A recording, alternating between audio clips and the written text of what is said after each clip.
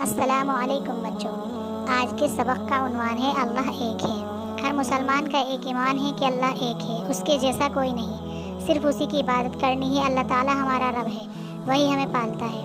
دنیا میں جتنی بھی چیزیں ہمیں نظر آتی ہیں ان تمام کا خالق اللہ تعالیٰ ہی ہے۔ زمین، آسمان، چاند، ستارے، انسان، حیوان، پہاڑ، درخت، سمندر، دریا اور تمام دوسری مخلوق کو اللہ تعالیٰ ہی نے پیدا کیا ہے اور وہی ان کو پالنے والا ہے۔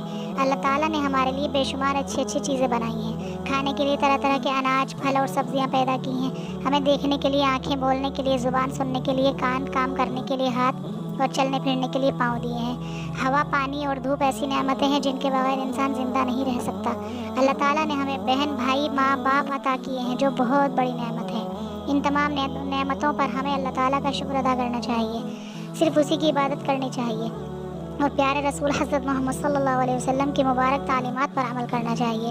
اللہ تعالیٰ ساری کائنات کا خالق و مالک ہے، ساری دنیا کا نظام اسی کے حکم سے چل رہا ہے۔ اللہ تعالیٰ ہمیشہ سے ہے اور ہمیشہ رہے گا۔ ہم صرف اللہ تعالیٰ کی عبادت کرتے ہیں، اسی پر بھروسہ کرتے ہیں، اسی سے دعا مانگتے ہیں اور اسی سے مدد مانگتے ہیں۔